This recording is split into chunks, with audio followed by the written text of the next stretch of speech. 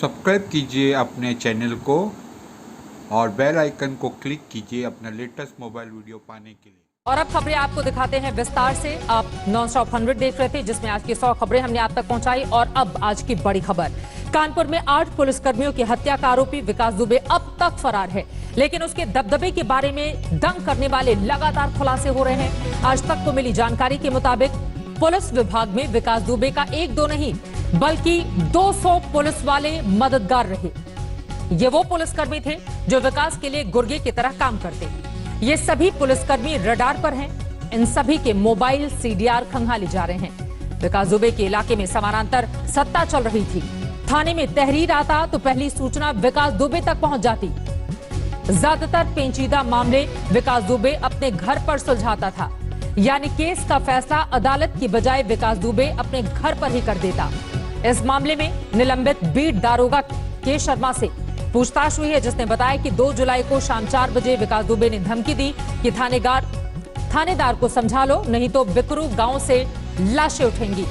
विकास दुबे इस तरह से सरेआम पुलिस वालों को भी धमकाता रहा, लेकिन हैरानी की बात तो यह है कि पुलिस वालों ने एक साथ मिलकर इसके खिलाफ बड़ी कार्रवाई नहीं की। तो यूपी पुलिस में ही तकरीबन 200 क्या मददगार हैं इस विकास दुबे के, ये अपने आप में बड़ा सवाल है।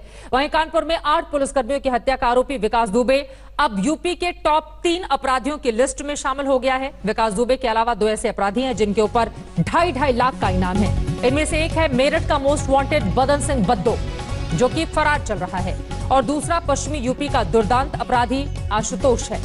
इस पर भी 2.5 लाख का इनाम है। ये 3 चेहरे, जिनमें से 2 की तस्वीर आप इस वक्त नहीं देख रहे हैं, ये 3 ऐसे हैं जो यूपी के टॉप 3 अपराधियों में शुमार किए गए हैं। तीनों के ऊपर 2.5 लाख रुपए का इनाम है, लेकिन अभी तक ये पुलिस की पकड़ से दूर हैं। उधर बिल्हौर थाने की प्रभारी विनय तिवारी इस मामले में संगीन आरोपों के घेरे में है। थाना प्रभारी के खिलाफ विभाग के बड़े अफसर शिकायत करते रहे। शहीद सीओ देवेंद्र मिश्रा ने भी थाना प्रभारी की शिकायत एसएसपी अनंत देव से की थी। तीनों की बातचीत देवेंद्र मिश्रा के मोबाइल में दर्ज है। देवेंद्र मिश्रा की बेटी ने वो बातचीत पुलिस विभाग को सौंप दी है। सुनिए आपस में क्या हुई थी बातचीत। Hello Jain sir. जी सर। हेलो सर आवाज आ रही सर? हाँ, ये भी है ना बिल्हौर? जी सर। जैन सर आदेश। ये तुम 7 मुलजिम पकड़े भैंस चोरी में, और तुमने 5 के छोड़ दिया। सर मैंने कल आपको बताया भी था सर, ये उससे रिलेटेड थे नहीं सर। अभी कोई बात नहीं, सीओ साहब के संज्ञान में थी। हमको तो बताया थे तुम कि कोई 5 नहीं, ये आपने सीओ साहब को बताया? आपको सर बताया था सर ये बात का। मूर्ख कहीं कि मैं कौन मुलजिम? मुझसे क्या मतलब? भाई सीओ देख रहा है वहाँ पर, गलत है कि सही है सीओ जाने। नहीं सर, इसमें यशो ककवन ने कहा इनसे कि साहब मुझे 7 दे दीजिए।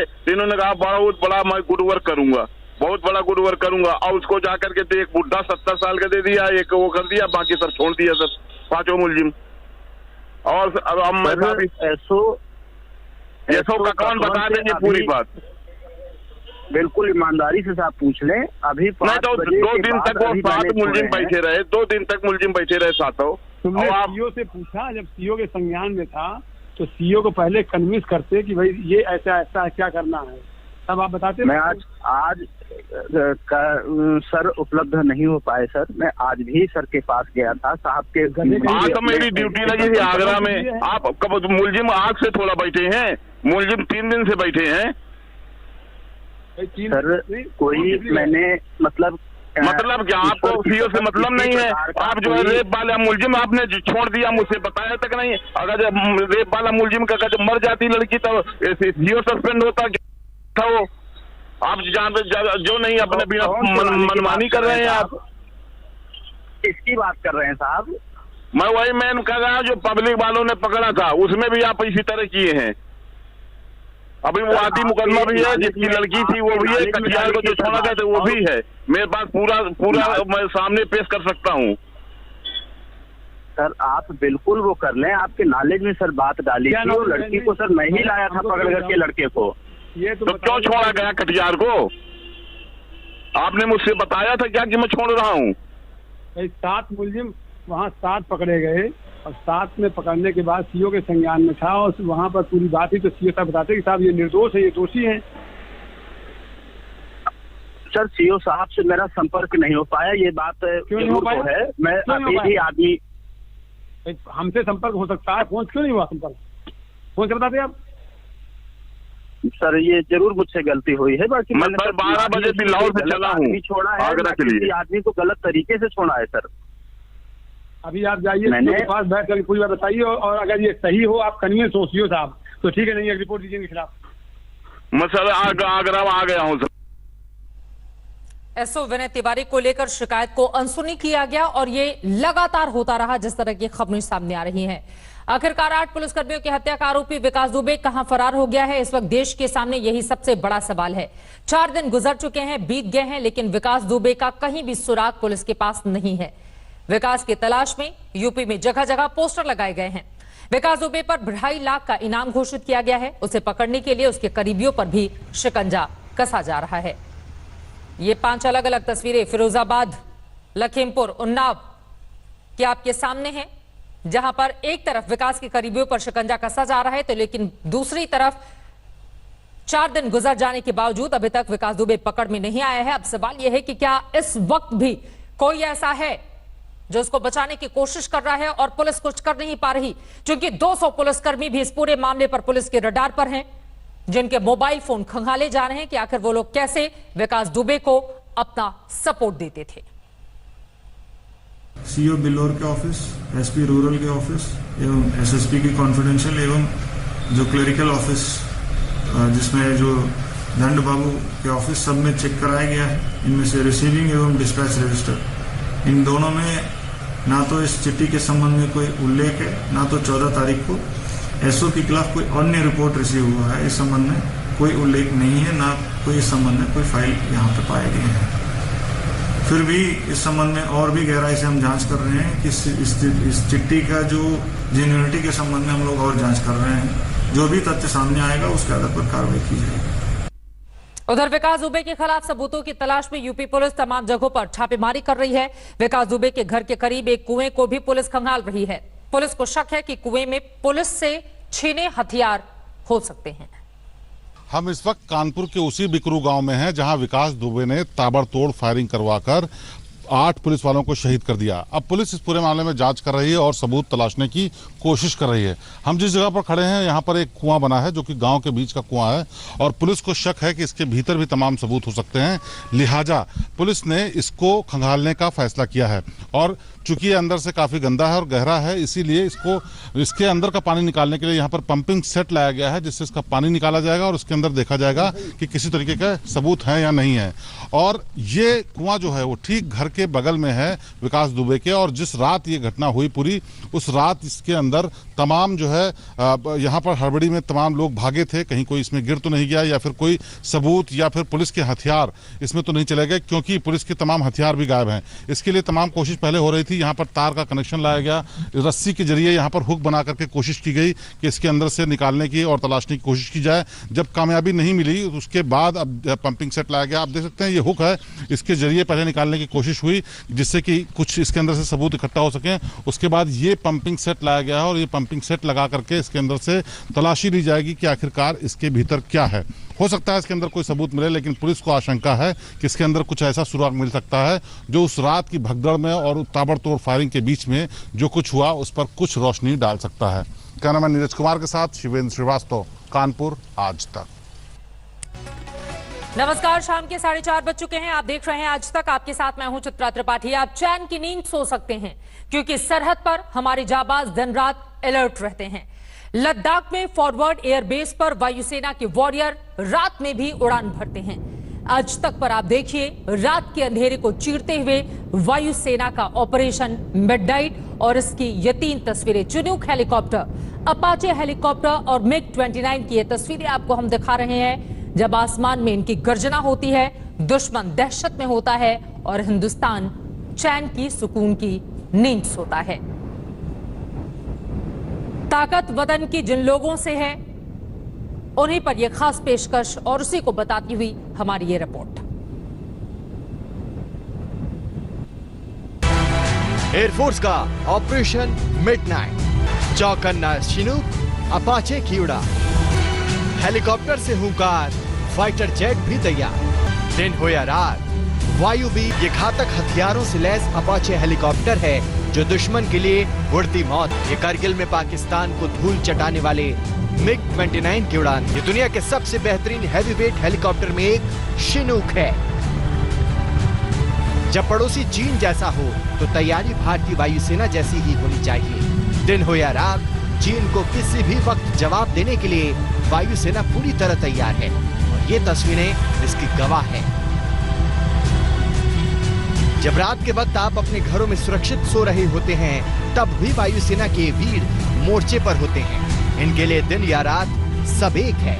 चीन की चालबाजियों से देश की सुरक्षा के लिए वायुसेना के जांबाजों ने कमर कसी हुई है। धोखेबाजी के लिए दुनिया भर में कुख्यात चीन का कोई भरोसा नहीं। वो चालबाजी करने से पहले न वक्त देखेगा न तरीका। इसलिए LAC पर तनाव के बीच फॉरवर्ड एयरबेस पर वायुसेना अलर्ट है। आसमान में गरज रहे हेलीकॉप्टर और फाइटर विमान चीन के लिए खड़ा संदेश है।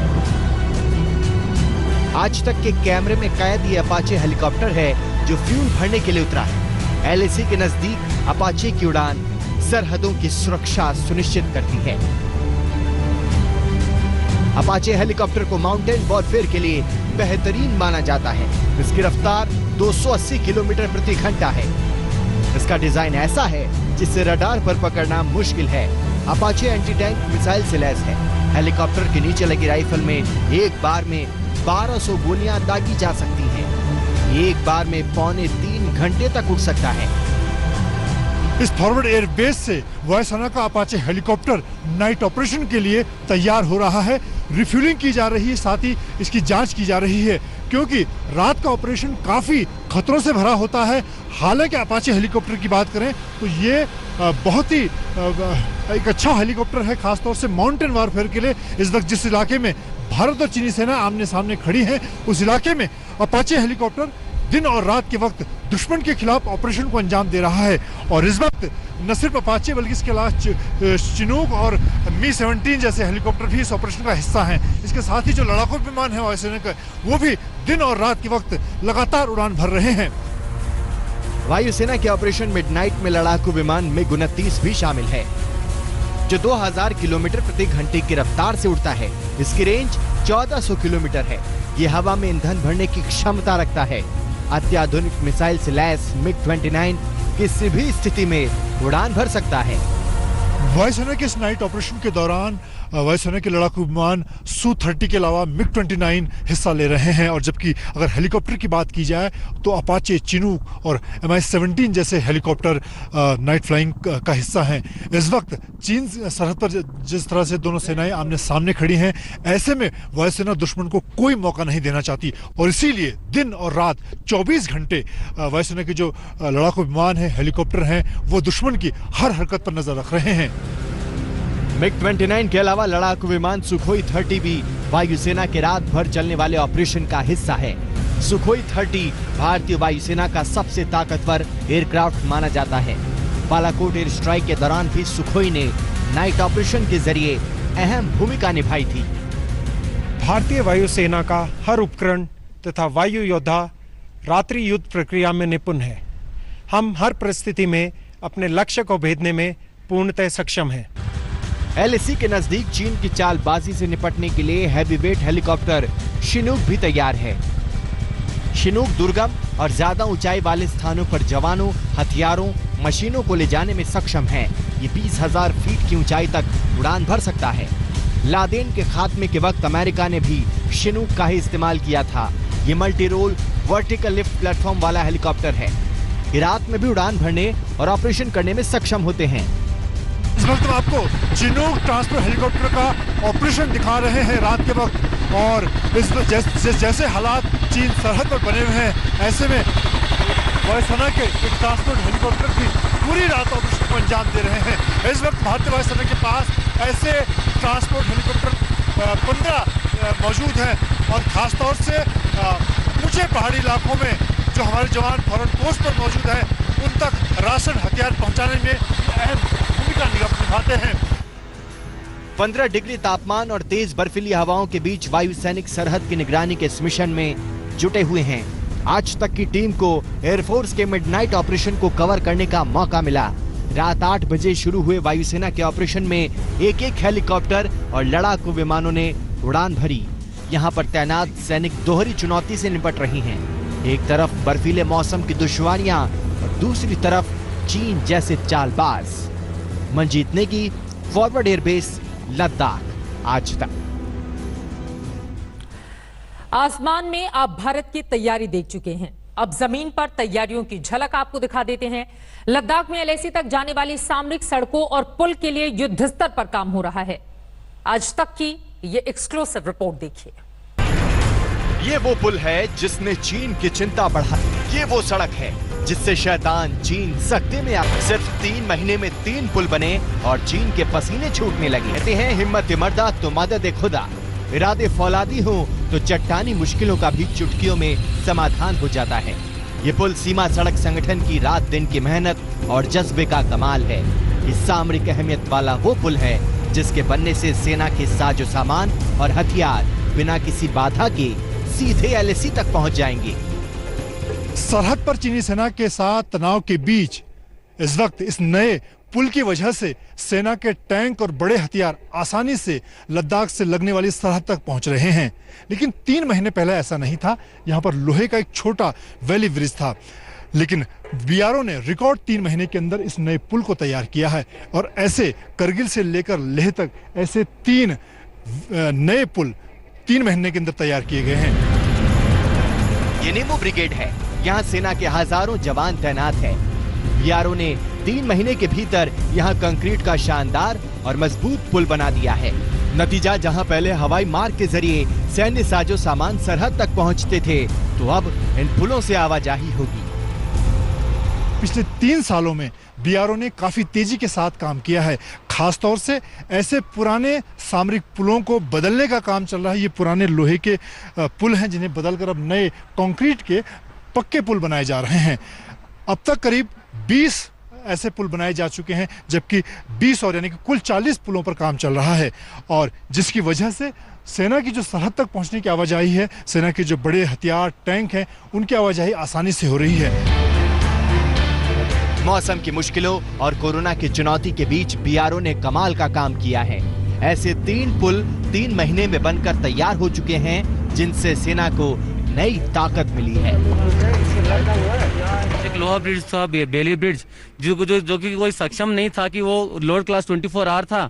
और ये जो है इसको रिकॉर्ड टाइम पे 3 महीने में बनाया गया था कि रिक्वायरमेंट के लिए, आर्मी का रिक्वायरमेंट के लिए, ताकि इसमें कोई भी किस्म की गाड़ी जो है ये LAC की तरफ जा सकती है। इसमें अभी कोई रुकावट नहीं है और गाड़ी आराम से पार कर सकती है कि लद्दाख होती हुई LAC की तरफ जाएगी।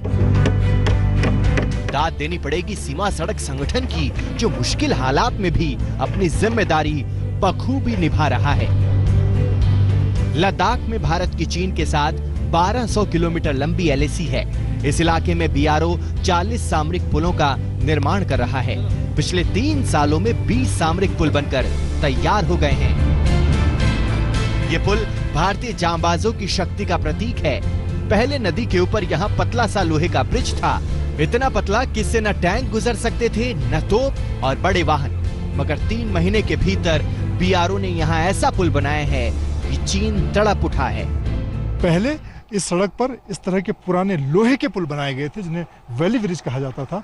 और अब BRO ने पिछले 3 महीने के अंदर एक तरह से कह सकते हैं रिकॉर्ड समय में एक नया मजबूत पुल पर तैयार किया है, जिस पर सेना की बड़े वाहनों की, बड़े हथियारों की आसानी से आवाजाही हो सकती है।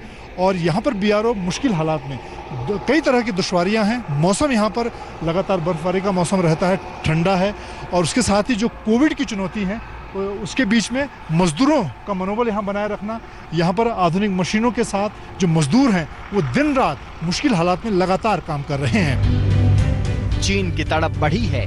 उसे डर सताने लगा है कि अगर रास्ते अच्छे हुए, पुल मजबूत हुए, तो उसकी हर नाफरमानी का जवाब पलक झपकते मिलेगा। बगैर देरी किए भारत के जांबाज इन्हीं रास्तों से हथियार, तोप, टैंक और सैनिक जल्द से जल्द सरहद पर पहुंचा सकते हैं।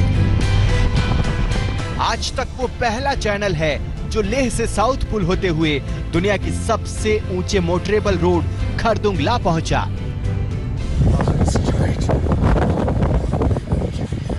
और ये रास्ता आगे सियाचिन और एयरफोर्स का जो थॉरस एयरबेस है वहां तक जाता है।